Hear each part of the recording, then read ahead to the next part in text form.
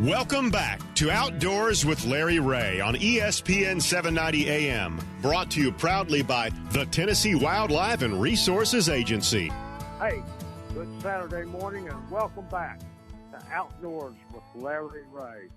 And oh, by the way, there's some pretty good pictures that we've added to lroutdoors.com from some previous fishing excursions that I've taken, so go out and check them out. But now I want to introduce our next guest. He's a 1989 graduate of Texas A&M University. He started his professional fishing career in 1992 following a first-place finish in a BFL All-American tournament. He's got over 25 years at the national level. That's including the FLW Tour and the Bass Masters Elite, and just recently won the 2020 BASS Angler of the Year award, and that's our friend Clark Wendlandt. Clark, how are you this morning? I'm doing great. How are you guys doing? Clark, he couldn't do better. Now, that's exactly what I told him to say. Okay, so it was a great introduction. Wasn't that a great introduction? We don't need you anymore, Clark. You can go back to fishing. Okay, but, that's awesome. Hey, we were the only thing he left out, and Mark Copley's going to kill us now. What else is he a member of, Ron? He is a Strike King Pro. Oh, Clark, I had to get that in there. Copley moved. Absolutely. He would move back to Collierville if we didn't mention that, Clark. But that's exactly right. Yeah, that would not be good because he might cut me off of a lure or two. Yeah, I'd hate for you to have not to get a fishing lure. But Clark, congratulations! What a year. And able to do it in really dramatic fashion. When it came down to that last day, and the points were on the line, and you were involved with a couple of guys that have been on this show before, David Mullins and Austin Felix, and here it comes down, and you get Angler of the Year. So take us back and how the feeling that you had, Clark, because as Ron said, he aged you a lot in there. You know, he's still. No, well, he absolutely did. You know, I've actually won 3 other AOYs at FLW, and so I was a little bit ready for the pressure, but yeah, this one was different because, you know, the BASS Elite AOY to me is the one. It's the most coveted in fishing, and the one that, you know, any angler would want to win, you know, as badly as anything they could possibly get. So. You know, what happened as the year progressed, I had a great year. I caught a lot of fish. Things went really well. I came into the 8th tournament of the year. You know, one thing that happened to us this year there was, you know, BASS got us through a whole season. Yes, which they was did. A great testament to them. I mean, they worked hard. We changed venues a lot. We didn't know where we were going in any situation, but we got the year in. And, you know, that's important when you win. I mean, heck, I wanted it to be a full year. You know, I mean, it's a lot more meaningful when you can fish 9 events and go all across the country and do that. So coming into the on the 8th event, I stumbled and kind of fell back. David Mullins was actually leading going into that last one. Yeah. And I fished a good tournament at Lake Fork in Texas. Things went well the first 2 days, and I put myself in position that if I just caught some fish that last day, I would more than likely win, and was able to do it. So that's kind of what happened. Those last fish were, God, it was a grind. I wasn't catching big ones. I was just catching fish, but I got it done. So it was a lot of fun. It got razor thin, I think they said in there, when Mark Zona was, you know, he was up there as only Mark could do. On the stage, and you come in and you get 680 points and win by 3. So congratulations, and I know you enter some really tall company with our good friends at Strike King. When you think about the other names, Dance, somebody named Dance. I can't. Seem like I can place his face, but I can't. The hat he wears, I can't remember. What? You know, Van Dam, all of them. Yeah. Yeah. No, it's a great company. Absolutely. But I mean, yeah, lots of lots of really class fishermen and really some of the biggest names in the sport. So it was a real honor to win that. Well, so when are they having the parade in Leander, Texas for you? Have you already had it? So. No, we've got a COVID mandate. Oh, that's the COVID. Are you okay? You gonna the parade would have been hell if you didn't have COVID. Then you're saying more than likely it probably would have, but I'm not going to worry too much about that. I tell you what, it's been the outpouring of support on it's been pretty incredible. From radio programs or podcasts. I didn't realize quite how many podcasts were in in bass fishing these days. So that's that's been pretty amazing. And it's all in all, it's been fun. It's been a great week since that happened. And I know Ron touched on it and things along this line. To us, to particularly me and Ron, I know Bill Cooksey, we can still call him a pup, but I know when we've had anglers on, and it seems like all we've talked with in the last 2 or 3 months is somebody 22 or 23 years old, and you don't mind us telling you're 54, and you've been at it's okay, and you've been at this for a while. So but I whooped the young kids. There you go. Thank you. You're right there. And you can. I'm just kidding. Well, I know you can look at this and say, man, when I started, as Ron mentioned, back in the early 90s or whatever it was, when you came out of Texas A&M and whatever it was, and the advances in electronics and all these different kind of things, you've really had to learn and change your game a little bit, Clark. So talk about the evolution of your career from where you started to where you are now.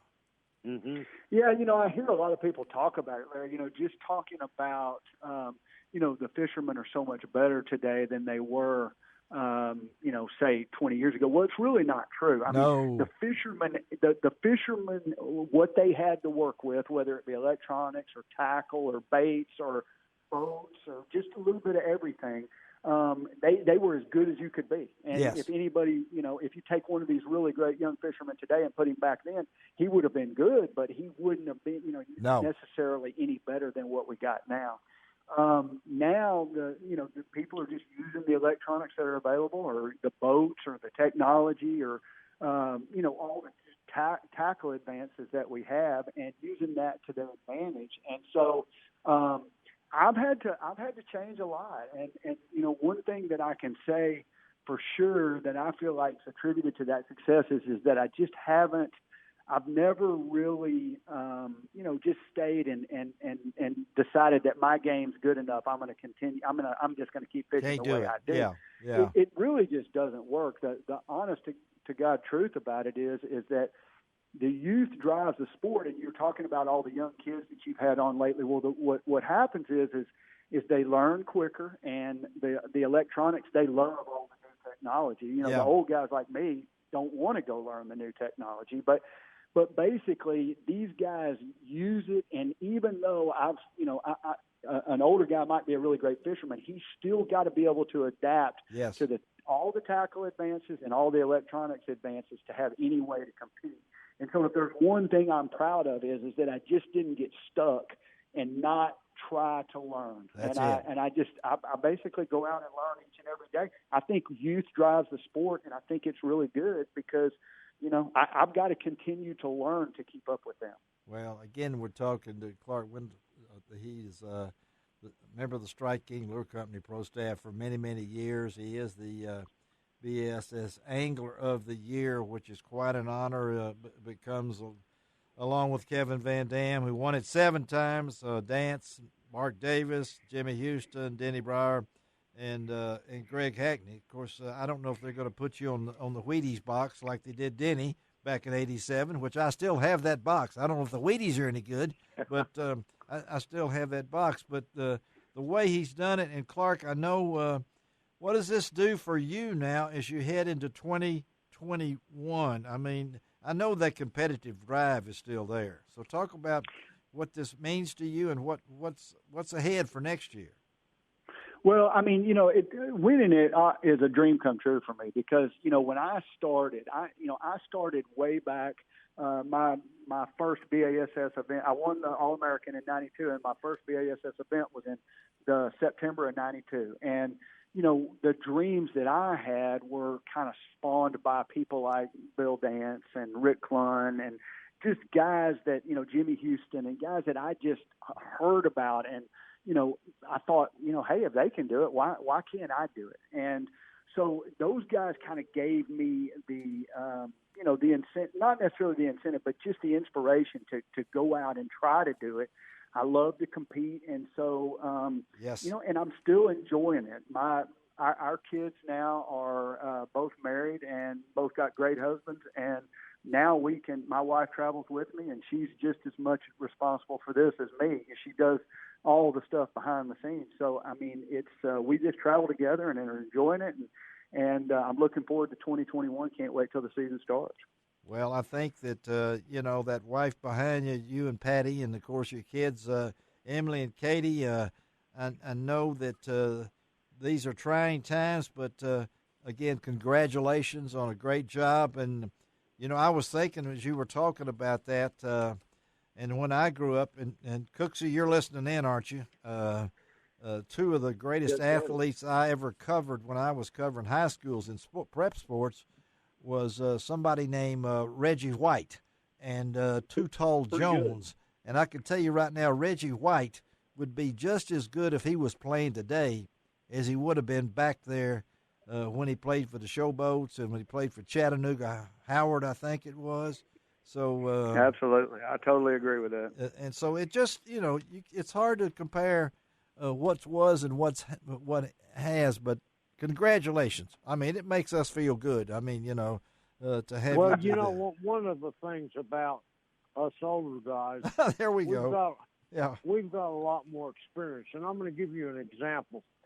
Clark, I think it was the tournament on St. Clair that was so rough, and you went out on the final day or the last 2 days where there were 6 and 8 foot waves. But maneuvering a boat and boat control and being able to put up with those kind of conditions, that takes experience and time on the water, which that's where I think you have more of a chance to do well than the younger people, right?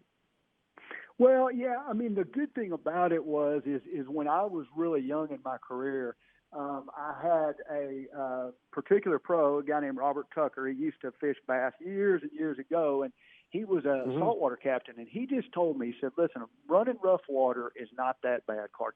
The thing about it is you just got to take your time." And that's really the truth. And I still use that today.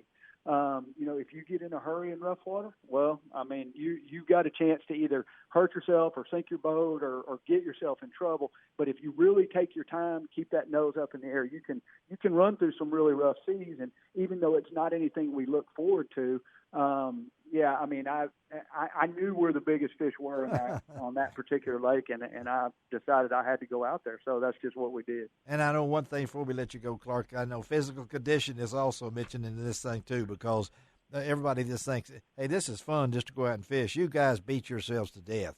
And I don't know, wrist injuries, elbow injuries, shoulder injuries. Nobody works as hard on the front end of a boat than a bass fisherman.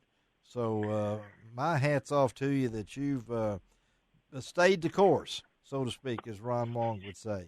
So and I'm going to see you in Texas. I appreciate that. I mean, I've kept in as good a physical condition as I possibly could, and it is. I mean, but I look at as you get old, you look at old fellas that are. Yeah. I mean, I hate to say that word, but go ahead. Look at old guys, and you see how they move, and you see how they walk, and the ones that stay the most active are the ones that end up really enjoying their life later on. And heck, I'm loving what I'm doing right now. So I mean, I'm going to just stay as active as I can, and I'm going to keep fishing. And I mean, we saw Rick Clunn last year won at 70 some odd. He won a Bass Elite event on St. John's. So I mean, I feel like I got plenty more time. Well, I'm just telling you, before we let you go, I told those guys, I was in a deer stand 2 days ago. I'm 77 years old. I sat in that deer stand and I said, am I blessed or not to be able to do what I'm doing?